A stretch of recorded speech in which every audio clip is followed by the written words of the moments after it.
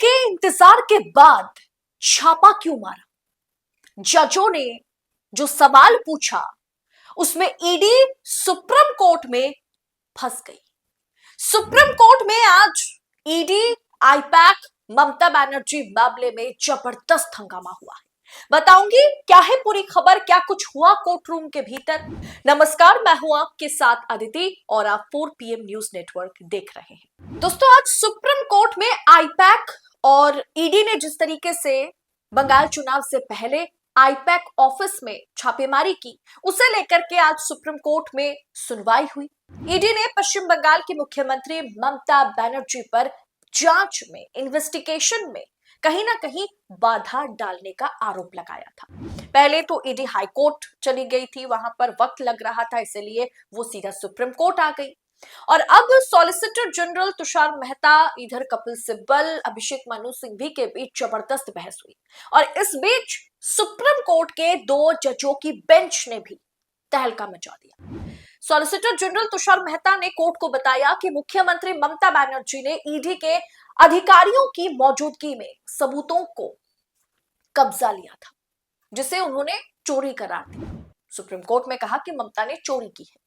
मामले की सुनवाई जब मैं ये रिकॉर्ड कर रही हूं तब भी जारी है। दोस्तों, लाइव लॉ की जो रिपोर्ट है उसके मुताबिक ईडी की ओर से पेश हुए सॉलिसिटर जनरल तुषार मेहता ने कहा कि ईडी अधिकारियों ने, ईडी ऑफिसर्स ने अपनी पहचान दिखाई थी, फिर भी मुख्यमंत्री ने हिम्मत दिखा करके संवेदनशील दस्तावेज और डिजिटल डिवाइस, क्या कहते हैं उसे, जो हार्ड ड्राइव है, उसे वो लेकर के ममता बनर्जी वहां से चली जाती है, जो साफ तौर पर चोरी है। ऐसा सुप्रीम कोर्ट में तुषार मेहता ने कहा ईडी के पक्ष से। इसके बाद उन्होंने सार्वजनिक रूप से ईडी पर ही आरोप लगा दिया। जो ममता बनर्जी की टीम है, जो ममता बनर्जी के वकील हैं, उन्होंने ईडी पर गंभीर आरोप लगाया। यह पहली बार नहीं हो रहा है। कोर्ट में ऐसा कुछ निर्देश देना चाहिए कि ये हमेशा के लिए रुके, कोई भी ईडी के कामकाज में औरंगा ना डाले। इसके लिए तुषार मेहता कहते हैं कि आप इस पर कुछ ना कुछ विचार करें, सुप्रीम कोर्ट के जजों को। मेहता ने आगे यह भी आरोप लगाया कि यह घटना पश्चिम बंगाल में जांच एजेंसियों के साथ दखलंदाजी का पैटर्न दर्शाती है। उन्होंने पुराने मामलों का हवाला भी दिया जहां सीबीआई ऑफिसर्स को गिरफ्तार कर लिया गया था। ऐसा भी एक बार हुआ था जब सीबीआई ऑफिसर वहां पर जांच पड़ताल करने पहुंचे थे, तो ममता बनर्जी की सरकार ने ममता की पुलिस ने उन्हें ही गिरफ्तार कर लिया। ऐसे तमाम चीजें जो है वो दिखाई गई आज सुप्रीम कोर्ट में तुषार मेहता की ओर से, यानी ईडी की ओर से। अब ईडी ने आईपैक रेड के दौरान मुख्यमंत्री द्वारा एक ईडी अधिकारी का मोबाइल फोन भी ले जाने का दावा किया है। अब दोस्तों, ये सब कुछ सुप्रीम कोर्ट में चल ही रहा था। तुषार मेहता को आज बोलने का सबसे ज्यादा मौका मिला और ईडी के पक्ष से उन्होंने ममता बनर्जी पर एक के बाद एक गंभीर आरोप लगाए। ममता बनर्जी की ओर से कपिल सिब्बल भी मौजूद थे, अभिषेक मनु सिंघवी भी मौजूद थे, और उन्होंने जो दलीलें दी वो हैरान करने वाली है। उससे कहीं ना कहीं जो भारतीय जनता पार्टी की जो रणनीति है वो पूरी तरीके से खत्म हो सकती है। दोस्तों, जो कपिल सिब्बल ने सवाल पूछा, कपिल सिब्बल ने पूछा कि ये जांच एजेंसियां ठीक चुनाव से पहले इतना एक्टिव क्यों हो जाती है ना। साथ ही उन्होंने ये भी कहा कि सीबीआई और ईडी जैसी संस्थाएं नियमित रूप से अपनी पसंद के पत्रकारों को चुनिंदा जानकारी लीक करती रहती है। सिंघवी ने यह सवाल किया कि एक ही समय में 2 अदालतों में याचिका कैसे। पश्चिम बंगाल सरकार और राज्य पुलिस की ओर से पेश हुए वरिष्ठ अधिवक्ता अभिषेक मनु सिंघवी ने सुप्रीम कोर्ट में ईडी की याचिका की आज जो सुनवाई हुई उसमें उन्होंने घोर आपत्ति जताई।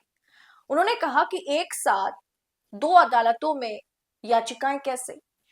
हाईकोर्ट में भी इस मामले की सुनवाई चल रही है और इस मामले की सुनवाई दिल्ली में भी, सुप्रीम कोर्ट में भी चल रही है। सिंघवी ने बताया कि एजेंसी इसी मुद्दे पर पहले ही कोलकाता हाईकोर्ट में याचिका दायर कर चुकी है। इसके बाद सुप्रीम कोर्ट में याचिका दी। सिंघवी ने पीठ से कहा कि दोनों याचिकाएं एक जैसी हैं। ईडी एक साथ 2 अदालतों में याचिका दायर नहीं कर सकती। ये सिर्फ अदालती कार्रवाई का दुरुपयोग है। उन्होंने तर्क ये भी दिया कि एजेंसी एक ही समय में दो संवैधानिक अदालतों में एक ही तरह की राह की मांग कर रही है। उधर कपिल सिब्बल ने कहा कि चुनाव से ठीक पहले पहले ईडी की इस तरीके की कार्रवाई जो है वो पूरी तरीके से राजनीतिक है। ईडी अब स्वतंत्र तरीके से काम नहीं कर रही है।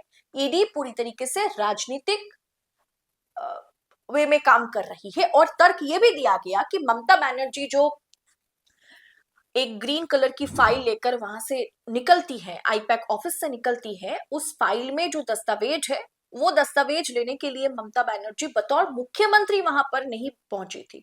ममता बनर्जी ऑल इंडिया तृणमूल कांग्रेस के चेयरपर्सन भी है, मतलब मुखिया है। ममता बनर्जी टीएमसी की मुखिया है और बतौर टीएमसी नेता के तौर पर वो वहां से दस्तावेज लेने पहुंची थी, बतौर मुख्यमंत्री नहीं। और जो सवाल सुप्रीम कोर्ट ने पूछा, एक ही सवाल, फिलहाल जो खबर निकल के आ रही है उसमें से सवाल एक ही था कि आखिर 2 साल के इंतजार के बाद क्यों छापा मारा। ईडी ने 2 साल इंतजार करने के बाद क्यों छापा मारा। 7 साल पुराना केस है, 2 साल पहले एक बार छापेमारी हुई थी, तो 2 साल का इंतजार क्यों कर रही थी ईडी। फिलहाल आगे देखना दिलचस्प होगा कि इस पर सुप्रीम कोर्ट की ओर से क्या फैसला सुनाया जाता है, सुप्रीम कोर्ट इस पर क्या रुख अपनाता है। और ममता बनर्जी को पहले भी नोटिस भेजने की बात हाई कोर्ट ने भी किया है। अब सुप्रीम कोर्ट भी ममता बनर्जी से ये पूछेगा कि आखिर ममता बनर्जी ने वहां क्यों वो पहुंची। ईडी की कार्रवाई के दौरान वहां से हरी रंग की जो फाइल लेकर के ममता चली गई, उस फाइल में आखिर क्या था। लेकिन चुनाव से ठीक पहले पहले ईडी की इस तरह की कार्रवाई अब जज भी बहुत अच्छे से जानते हैं। सुप्रीम कोर्ट में बैठे बड़े बड़े जजेस अच्छे से समझते हैं कि ये क्या है और क्या नहीं। फिलहाल इस अपडेट पर आपकी राय कमेंट बॉक्स में हमें बताइएगा जरूर। ऐसी तमाम खबरों को यूं ही पाने के लिए 4PM न्यूज नेटवर्क के साथ बने रहे। मुझे दीजिए इजाजत, बहुत बहुत शुक्रिया आप सभी का। जय हिंद, जय भारत।